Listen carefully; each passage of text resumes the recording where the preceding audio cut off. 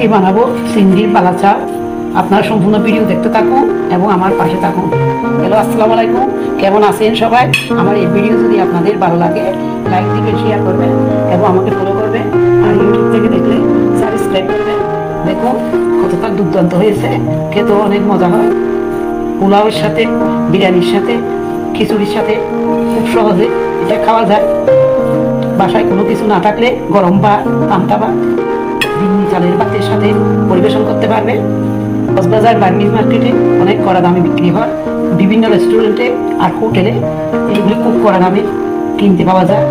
বাসায় যদি শুটকি থাকে, চিংড়ি শুটকি দিয়ে, অন্যান্য শুটকি দিয়ে এরকম ভালো চাল বানিয়ে নিতে পারবে। আশা করি আপনাদেরও ভালো লাগবে। এবার চলুন রেসিপি। চিংড়ির বালা চাও বানানোর জন্য আমি এখানে 200 গ্রাম চিংড়ি ভালো করে ধুয়ে পরিষ্কার করে নিয়েছি। 10-12 বার ধুয়ে নিয়েছি। এখানে প্রচুর ময়লা থাকে এবং বালি থাকে। ধুয়ে শুকিয়ে নিয়েছি। দেখুন একদম পরিষ্কার হয়ে গিয়েছে। আপনারা যে কোনো সাইজের চিংড়ি দিয়ে অথবা শুটকি দিয়ে এই বালা চাওটা বানাতে পারবেন।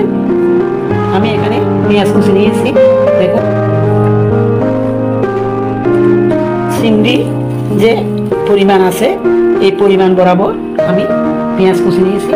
আর রসুন কুচি এর চেয়ে একটু কম নিয়েছি। রসুনগুলো আমি এরকম পাতলা পাতলা সাইজ করে কেটে নিয়েছি।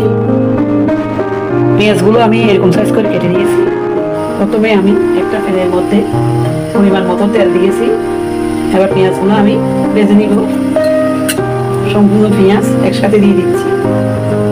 পেঁয়াজের বেরেস্তাগুলো হয়ে গিয়েছে। দেখুন এরকম কালার থাকা অবস্থায় আমি পেঁয়াজের বেরেস্তাগুলো উঠিয়ে নিব।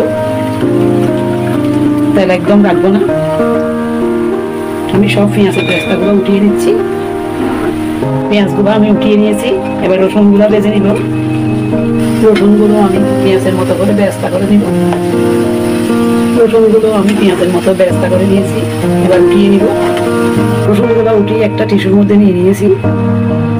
এবার চিংড়িগুলো আমি ভেজে নিব। মচমচে করে ভেজে নিতে হবে। প্রথমে অর্ধেক দিয়েছি আর অর্ধেক আছে, এটাও আমি পরে ভেজে নিব। চিংড়িগুলো মচমচে করে আমি ভেজে নিয়েছি। এবার উঠিয়ে নিব। উঠিয়ে বাকি যে চিংড়িগুলো রেখে দিয়েছি এগুলো ভেজে নিব। বাকি চিংড়িগুলো আমি ভেজে নিচ্ছি। এই চিংড়িগুলো আমি মচমচে করে ভেজে নিয়েছি। এবার উঠিয়ে নিব। ভাজার জন্য চুলায় প্যান দিয়েছি, ধুয়ে পরিষ্কার করে একটু সরিষার তেল দিয়ে দিয়েছি। তেল যখন গরম হয়ে যাবে এরকম আস্তে শুকনো মরিচ আমি ব্যান্ডার জারে গুঁড়া করে দিয়েছি। আপনারা চাইলে লাল মরিচের গুঁড়ো দিতে পারেন। আমি এটা ভেজে নিব। নিয়ে দিচ্ছি পরিমাণ মতো লবণ। জালটা লো করে রেখেছি যেন মরিচটা পুড়ে না যায়। বা চিংড়ি মাছ যে আমি আগে থেকে ভেজে রেখেছিলাম এগুলো আমি দিয়ে দিচ্ছি। এবার পেঁয়াজগুলো আমি বেরেস্তা করে রেখেছিলাম, এই পেঁয়াজগুলো আমি দিয়ে দিলাম। এবার রসুন যে বেরেস্তা করে রেখেছি রসুনগুলো আমি দিয়ে দিচ্ছি। সব জালটা আমি বন্ধ করে দিয়েছি। এবার নেড়ে ছেড়ে এগুলো মিক্স করে নিব। তৈরি হয়ে গেল চিংড়ির বালা চাও। এবার আমি নামিয়ে নিব। চিংড়ির বালা চাওগুলো একটা সার্ভিং ডিশে নিয়ে নিয়েছি। দেখতে কত মনে হয়েছে দেখুন, খেতেও দুর্দান্ত হয়েছে।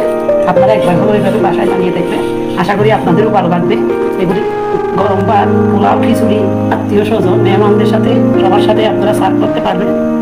একটা এয়ারটাইম বক্সে করে 1 মাসের মতো সংরক্ষণ করে রেখে দিতে পারবেন। নর্মাল ফ্রিজে 3 মাসের মতো সংরক্ষণ করে রেখে দিতে পারবেন। কাঁচা পেঁয়াজ এবং ধনে পাতার কুচি দিয়ে আপনারা খুব সহজে এই চাটনিটা খেয়ে নিতে পারবেন। দেখুন প্রথম মচমচে হয়েছে। আশা করি আপনাদেরও এই ভিডিও ভালো লাগবে। সবাই ভালো থাকবেন। আল্লাহ হাফেজ।